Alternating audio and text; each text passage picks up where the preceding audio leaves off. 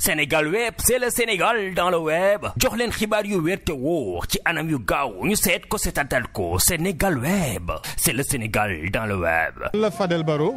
di lëkkale yëngu-yëngu yi ci mouvement bu ñu woowee jàmmi gox yi candidat wu ci coalition jàmmi gox yi ànd ak Bougane Gueye Dany bu gëm sa bopp ñu nekkoon ci benn programme bu ñuy woowee penco maanaam réew mi dañ koy penco duñ ko rajaxe dem nañu seeti Cheikh Mahi Niass di xalifa faydata Tijaaniya fële ci Medina Baye fa la ñu njëkkee bu ñu fa jógee demoon nañu Tivaouane sëñ Mbay si Abdou dalal ñu waxtaanal ñu gën ñu sonj ci yoon wi ñu ne bu ñu fa jógee ñu demoon Ndiassane suñu baay ju baax ji dalal ñu fa it gën ñu encouragé ci yoon wi ñu ne tey ñu ñëw Touba ànd ak Bougane ñu ñëw seeti Serigne Mountakha Serigne Touba Serigne Mountakha Mbacké buñ ñëwee lu ñu indi wax nañ ko wax nañ ko ne balaa tubaab bi di jot ci réew mi maanaam balaa colonisation askanu Sénégal bu ñu xiifaan askanu Sénégal bu ñu feebaraan askanu Sénégal bu doon fitna dafa naroon dal ci seen kaw dañ doon daaw dem ci këru diine yi ñun nag yàlla dafa def ne këru diine yooyu moo ñu meññi gum ñu meññi moo tax ñu nekk ay doomu Sénégal yoo xam ne dañu am responsabilité ndono loolu suñu baay yi ak suñu maam yi bàyyi woon fi réew mi nekkoon ci jàmm ñu sàmm ko. looloo waral jamono ji nga xam ne coowal politique dem na ba kenn amatul sago gu ñu mën a waxtaanee naka la réew mi fan la réew mi jëm naka la ñuy def ba xale yi dee ci géej gi ak ci jéeri ji nan la ñuy def ba nawet bii di ñëw nan la ñuy def ba nit ñi génn ci mbënd mi nan la ñuy def ba Sénégal des ci nekk ci kër.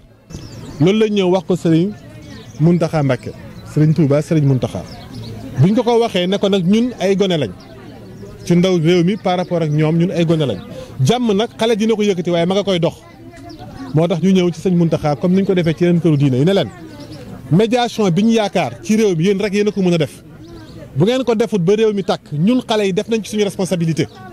ñoom këru Serigne si ñoo ci des seen responsabilité bu ñu ko waxee sëñ Mountakha kontaan na trop ci kaddu gi.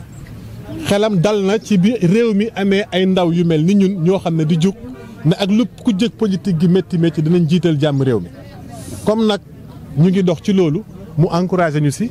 ñaanal ñu ci ñun nag ñu ngi wéyal suñu dox danañu dem seeti waa jàngu bi archevêque de Dakar danañ dem Layène danañ seeti bépp sax chef coutumier koo xam ne yaakaar nañ ne war nga mun a jug dox wax pour que ñu dem ci suñu benn penco goog nga xam ne dañ fay dajaloo pour xool Sénégal fan lañ jëm ci ak Macky Sall mii balaa muy jël firnde bi teg ko ci suñu kaw donc ñu ngi wéyal suñu programme fépp fu ñu dem wax dëgg yàlla ubbil nañ ñu ñun def nañu lu ñu war ñoom mag ñi moo des ñoom ci seen loxo la des ñu def li leen war. tey jii li xew ci àdduna yëpp ak ñuy reetaan Afrique ñu ngi ñuy reetaan àdduna ñu ngi ñuy wane ndax conditions yi ñu bëggee demee kii dañ jàpp ne presque Sénégal démocratie gañ fa doon wax dëgg ay wax la rek ñu mel ni ñun dañoo nekk ay nitu yeneen seconde zone. yéen sax presse bi am ngeen ci responsabilité parce que dañuy traité dossier bi comme si affaire dañu exclure Bougane dañu exclure Fadel moo tax ñu génn di wax alors que c'est la démocratie sénégalaise qui est aujourd'hui en jeu et menacée. Comment peut-on accepter dans une démocratie qu'il y ait des listes de candidats que de suppléants et qu'il y ait des listes de titulaires sans suppléants? Comment dans ces conditions-là les Sénégalais peuvent voter? Vous qui allez voter le jour du vote, si jamais ces scrutins se tiennent, vous qui allez voter, yéen ñiy dem di voter ji bu ngeen demee ngeen bëgg a voter Yewwi xamul leen ki ngeen di voter ci Yewwi ndax ñoom ñañ ñëwoon dañ leen di jiital génnee nañ leen ci yéen ñu bëgg a voter lool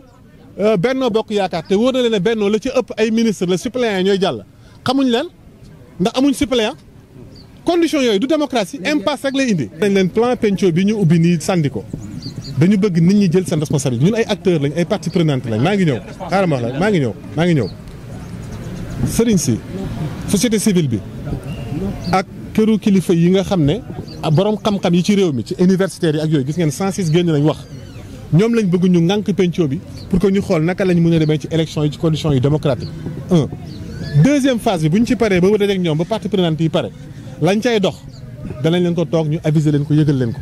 parce que bu fekkoon ne dañu xëyoon di ci dox nekkoon benn tey ñaar lañ tey ñett lañ tey fukk lañ tey fukk ak juróom lañ au début jàmmi gox yi la woon tey jii waa gëm sa bopp ñëw nañ dooleel doxalin boobu te yeneen mouvement ak yeneen pàcc ñu ngi jógee fu nekk sëriñ si ñu ngi ñëw di ci bokk heure bu ñu nee ba taxaw nag danañ leen taxaw aviser leen ne leen lii mooy seconde phase mais li leen mën a promettre xam nga mooy lan Sénégal dootuñu nangooti kenn foye ko. dama bëgg ñu au Sénégalais yi ak ñun journalistes yi ak ñëpp ci ak sago mooy sérénité xam nga luy sago manifestation boo xam ne ñenn ci kujje gi dañu génn ne dañu bëgg a manifester te suñu loi constitutionnelle maye leen ko dañ koy autoriser ñu manifester ci jàmm ñu paree ñëpp dellu man loolu laa jàpp leneen mënut a nekk am nañu jàpp ne danañ marche le 29 suñ constitution permettre na leen ko danañ génn marche comme keroog nu ñu tëggee seen i bool ba Sénégalais yi yëg ko ñu dellu si buñ demee nag ba nga xam ne tere nañ ko ñun luñ ci war a addu nañ ko addu mais xam nga ci liñ jàpp ci jamono ji mooy marche 29 bi ñenn ci partie prenante yi dañu bëgg a marche dañ leen autoriser ñu def seen marche te amul beneen option bu possible li ci des nag ndax fii la wala fële la ak lu ci mun ci toll mooy ne yéen xool leen ñun suñu démarche bi lan la Sénégal dëgg la am na Yewwi Askan Wi am na Benno Bokk Yaakaar am na Aar Sénégal am na leneen mais dañu bëgg aussi ngeen bàyyi xel ne nii nit ñi ne di jeexee ci yeneen stratégie ak yeneen yi ñuy doxalin ñun am nañu suñu stratégie dajale Sénégalais yi autour de ñu dem ba ci benn assemblée populaire bu doy pour que ñiy xëccoo ñëpp ñu delloo si njëriñu Sénégal ci xëccoo gi muy lan mooy démocratie bi muy lan mooy jàmmi réew mi parce que nag Sénégal première richesse am du or du pétrole du diamant jàmm ji la. journalistes ñoo ñu war a dimbali ñoom d'abord dafa am benn liggéey de filtre boo xam ne jottali bi nañ di jottali te bañ di jottali li nga xam ne état da koy def comme propagande.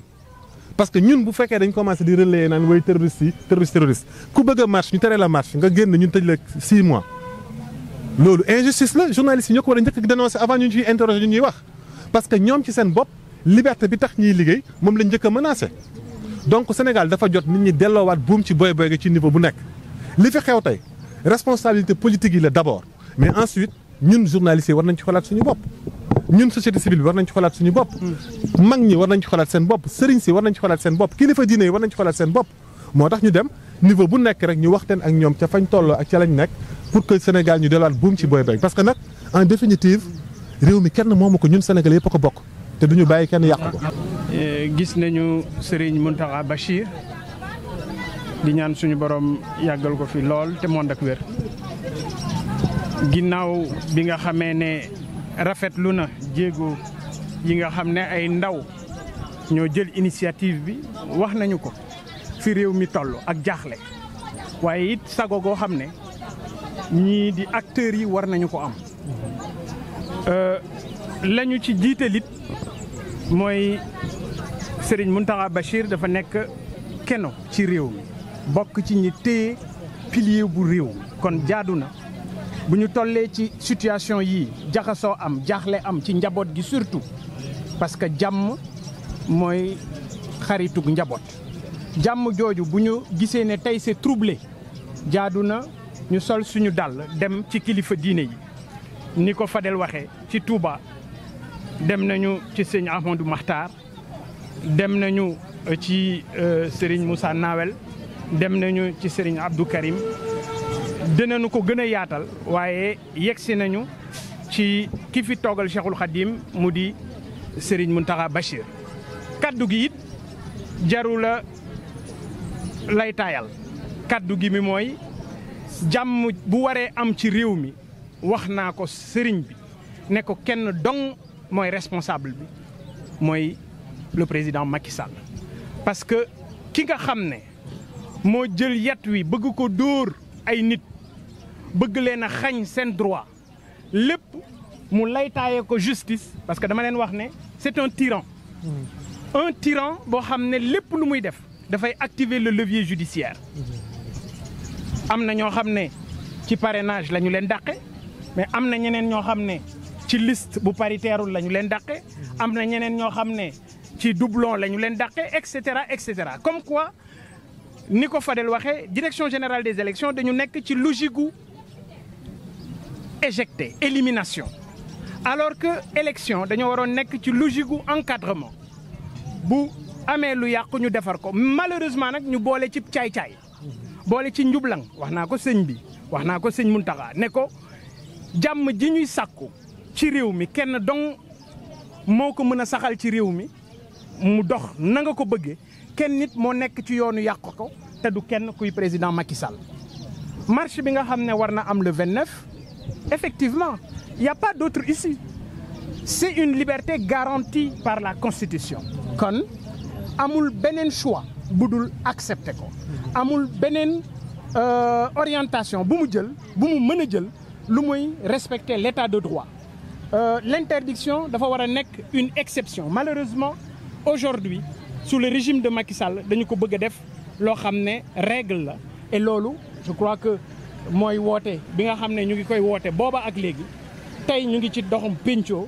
danañu seet nu ñu ko gën a yaatale ba ñëpp mën ci dugg mais li wóor mooy un tyran a toujours plusieurs cordes à son arc et loolu daf ci bokk tiital askan wi tiital nit ñi jaar ci mbirum terrorisme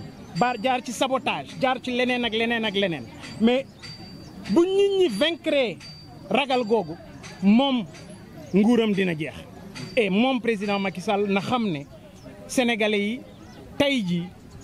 benn yitte dong la ñu am mooy delloo si état de droit delloo si principe sacro-saint yi nga xam ne ci wàllu démocratie mooy tax kenn ku nekk mën a bokk. xam nga tey bu ñu demee ba réew yu dendoo Afrique jël nu daanaka di ñu saboté réewum France daf ñu mës a bokk boole ci ñi nga xam ne c'est des bons élèves en démocratie tey France boobu ñoo ñuy joxoñ di bind ay baat di ñu ko sànni dans les réseaux sociaux donc Macky Sall mu ngi gàcceel France mu ngi gàcceel Sénégal te gàcceel googu mu gàcceel Sénégal bi ñu ñëwee bi ma jàkkaarloo ak Cheikh Mountakha Bachir loolee laa ko wax ne ko Mbacké réew mi nit ñi jaaxle nañu nit ñi tiit nañu nit ñi fi mu toll nii seen fit dalatul te kenn waralu ko ku mooy président Macky Sall parce que tey fitna gii ñuy njort ci réew mi moom moo ko fi nar a indi kon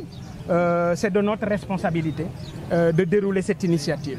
moom Macky Sall bu ko Ablaye Wade defoon ni mu bëgg a def tey ñun waa opposition bi kon moom du jot ci réew mi yàlla dëgg rek la bëgg kon moom Macky Sall na xam ne nguur yàlla moo koy joxe te bu ko jeexalee rek day jeex te fii ñu toll nit ñi li ñu bëgg mooy ñu may ku nekk mu mën a tànn li mu soxla ak sago ànd ak sago ci tànneef gi mais mënuñu élection bu nekk moom président Macky Sall mu seet ñan lay àndal ci ay élection naka lay wàññee doole opposition bi naka lay nërmele opposition bi et dans le seul but de préserver le pouvoir. xam nga non amul beneen opposition il faut ngeen bàyyi. non s'il vous plaît nous autres journalistes arrêtons ça. Il n'y a pas 2 ou 3 oppositions. Il y a une seule opposition au Sénégal. C'est une seule et unique opposition. dafa am képp koo xam ne ànduloo ak Macky Sall ci ni muy doxale opposition nga bokk. maintenant doxalin yi moo wuute. am na ñoo xam ne dañuy kurpeñ. am na ñoo xam ne dañuy jël bool di tëgg. am na ñoo xam ne dañuy mortal combat. am na ñoo xam ne et cetera et cetera. ñun fi ñu féete mooy sago.